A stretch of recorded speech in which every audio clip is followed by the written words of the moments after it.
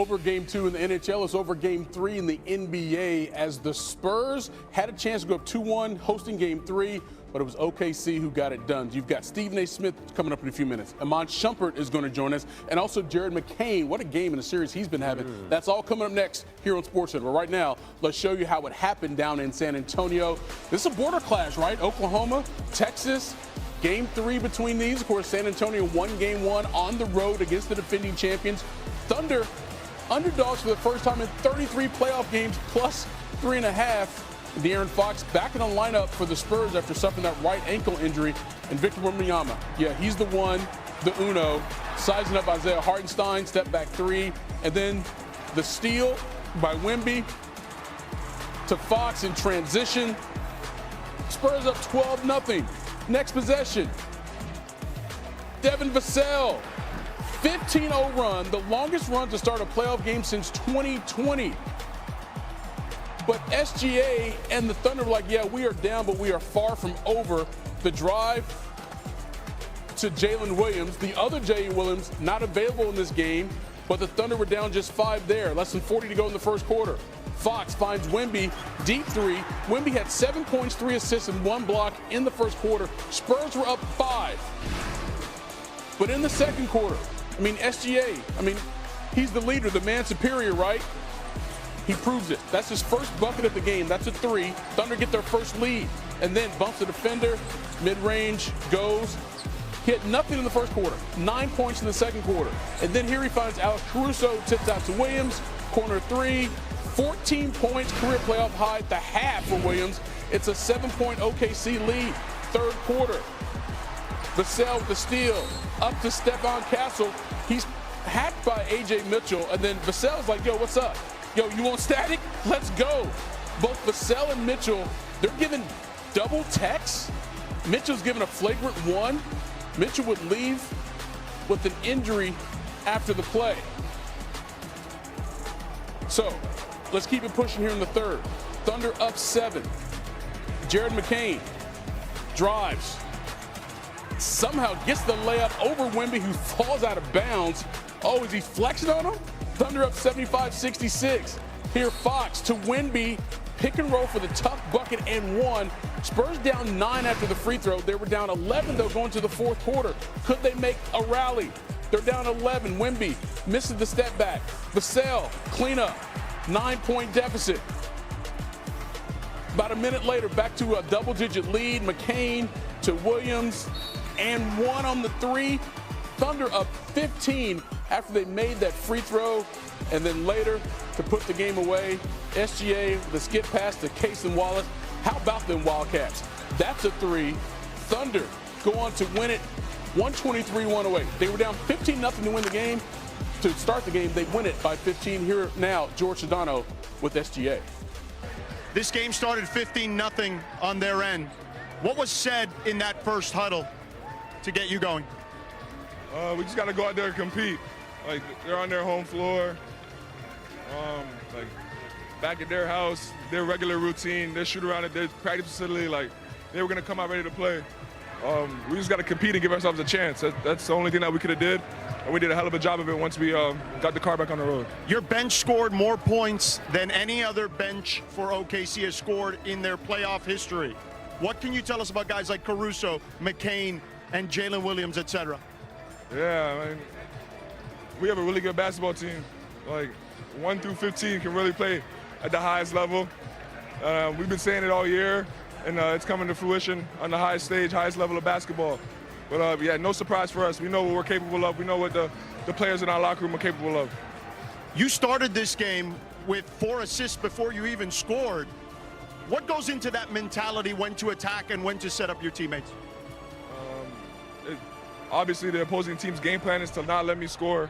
And they do that by throwing multiple bodies, which just means multiple people are open. And I got to be a basketball player and make the right basketball play, and I'm doing so, and my teammates are making shots. The crowd clearly trying to get in your head with some chants. What does that do for you? Does it fuel you? It does nothing. It doesn't fuel me, doesn't discourage me. It's part of the game. It's nothing. I've been dealing with it for a long time. I don't really hear it. I'm focused on what's going on the court. Shea, congratulations and thank you so much. Appreciate it. Stephen A. Smith joins us now. Stephen A., it's always SGA, but for OKC, one night it's A.J. Mitchell, one night it's Alex Caruso, Friday night it's Jared McCain. What did you see from OKC in the Game 3 win? Just the composure that only a champion knows something about. And they went there, think about it, they were down 15-0 to start the game. And they ended the game winning by 15. So from the point of being down 15-0, they outscored San Antonio by 30. They held them to 31% shooting from three-point range. They shot 44% from three-point range. As effective as Shai Gilgeous-Alexander was, the reigning league MVP, two-time MVP, with 26 and 12 on the night, Alex Caruso and Jared McCain were both a plus 28 on the basketball court. McCain comes off the bench and gives you 24 points. The other Jalen Williams, while J-Dub was on the bench hurt with his hamstring, the other Jalen Williams that was going to come in there and was supposed to be a big body to, spell for Isaiah Hartenstein or Chet Holmgren, still manages to chip in about 17 points. You saw the 4-point play that, he was converting right there. Just everywhere you turn, no matter what it is, they have something to answer whatever challenge that you throw in their direction. And that's what they did tonight going into San Antonio for Game 3 to reclaim home court advantage in this series. It's the Sam Presti effect, right? That bench outscores San Antonio 66-23 again in this game. Stephen A. Wemby had 5 shots in the first half. He didn't make his first 2-point field goal until the third quarter. What did you see that OKC did defensively against Victor Wembanyama? Well, you got Isaiah Hartenstein out there bodying him up at every turn, putting a body on him. Wemby danced on him at the beginning of the game and pulled up from 3. No doubt about that. But for the most part, when you saw that Vassell was getting himself going, De'Aaron Fox had gotten back into the mix. He was going to make 50% of his shots. He was looking to be aggressive. And for once, you didn't have Stephon Castle, as good as he is. Remember, he had 20 turnovers in the first 2 games. So finally, he was off the ball. You were looking to get other people involved, no doubt about that. But also the physicality that Oklahoma City was throwing in Wemby's direction sort of derailed him to some degree. He's still great. We all know that. But the thing about it is at 7'5", to be as slim as he is, I don't give a damn who you are, whatever the opposing team is. If you have somebody remotely in the same size stratosphere as him, what you're going to do is try to use physicality to your advantage because he's rail thin. And that's what you tried to do. And that's what Isaiah Hartenstein has been doing to him the last 2 games. And it's been somewhat effective. He's still got some numbers, but they weren't 41 and 24 like they were in Game 1. Worth pointing out, nobody in the NBA had more road wins this season than OKC. They get one Friday night. Stephen A., thanks. No problem.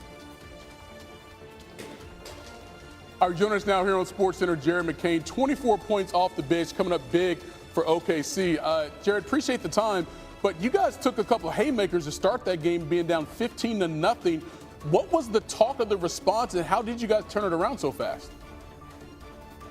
Yeah, we knew coming into this game it's going to be loud for them. So being able to weather the storm, AC talks about it a lot, K-Rich talks about it a lot. Like when we came to the timeout, nobody was down. Everybody was just ready to keep going and throw another punch. You're in that environment where, you're on the road, and they jump into that big lead.